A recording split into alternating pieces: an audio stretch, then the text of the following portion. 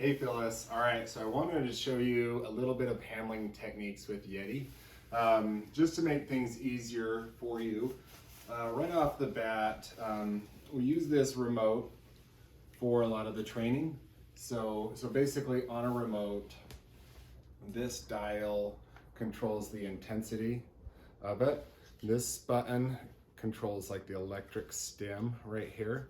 This button will boost the electric stim, and this is the vibration. So this is a finger kick, I guess they call it. And when you push this button, it sends a message to this, which sends it to his collar. Now, the button that this is hooked up to is this black button right here. So I like to train with Yeti on about, he's gonna be anywhere from like 10 to 30 or somewhere in there. So, but around the house, he'll be on the lower side of that. Now, when I want him to get his harness on, for some people it's easier to have the dog put their paws up on something so they don't have to bend over so far to get it. So come here, Yeti. So if I want him to get up on the couch, I'm gonna say paws, good boy.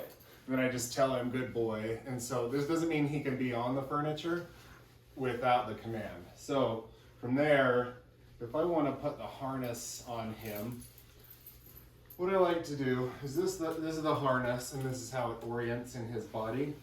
I will reach my hand through it like this and grab the leash to pull it over him. And once I've got it over him, the leash isn't interfering with anything on there. So I'll do this. I'll do the girth strap first, just like on a horse. Then I'll do the belly strap. And then from there, that he's good to go. So this is the mobility harness, and you'll be using this probably if you go to a store or something like this, but it's so bulky that it's kind of difficult to fly with. So we'll be using the other vest for that. Okay. Now, when you've got him on this one, if you want him to brace for you, you can lean on this and tell him brace, and he'll hold your weight pretty well right there. And then kind of it's going to be the same thing if you're sitting and you don't have something to push off of. Come here, buddy. He can either brace from a standing position like this or a sitting position. Now, if you want him to brace from right here, you'll want him as close to your body as you can, and then you kind of put an elbow up, brace, and then you'll use him to push up right there. And that's everybody's body is different like that, just like every dog is different. So as he comes home to you, you'll want to fine tune that as to where you put him.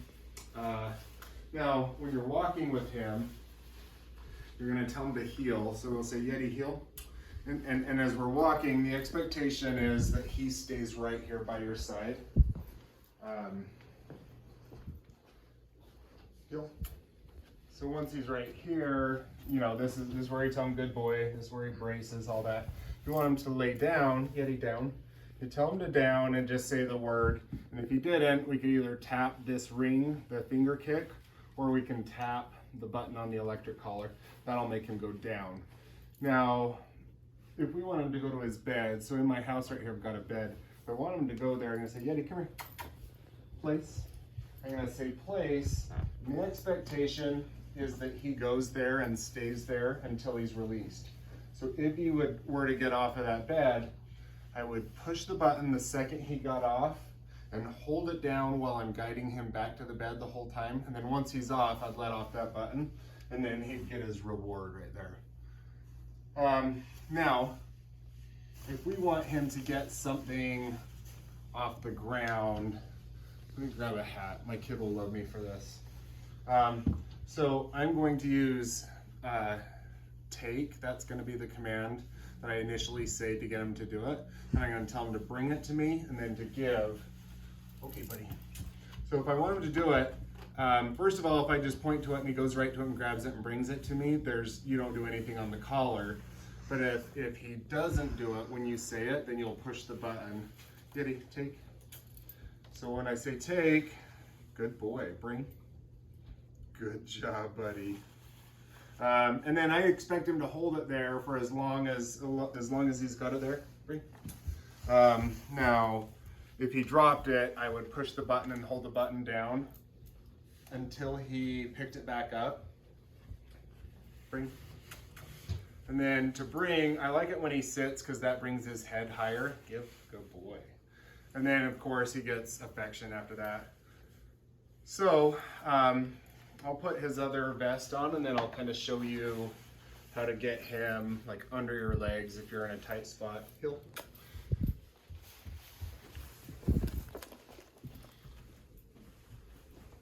Any paws? Good, good boy.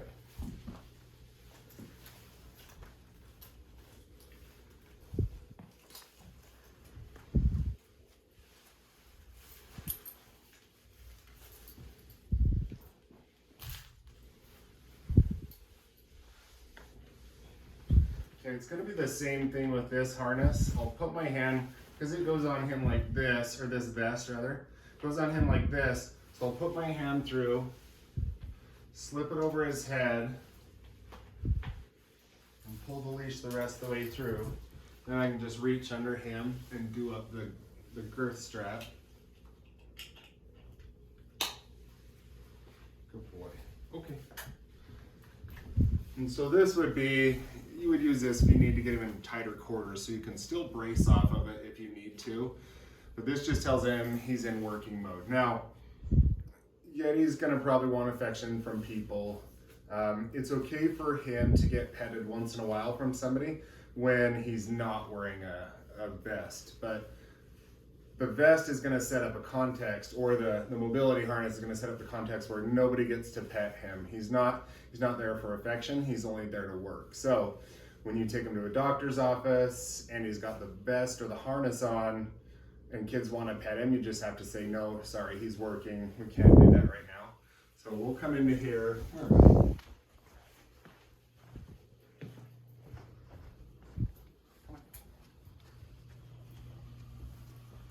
Okay, so if you're in a crowded area and you want him to go like under your legs to kind of be tucked away, what I'll do, where are you, Yeti? Under? So I'm gonna say under, I'm gonna guide him, whoops, come here, under, guide him under my legs, good job, buddy.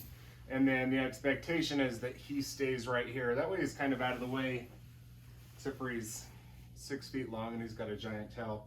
But this will keep him kind of out of the way so he doesn't get stepped on and he's not swinging out there in front of everybody. I like to be kind of discreet with the service dog, just so they're not in the way. I think the idea a lot of the times is just to not be noticed. So that's a good thing. Now when you want to release him, you can either move over, come here, okay, and get him up, okay, good boy. And then from here, brace.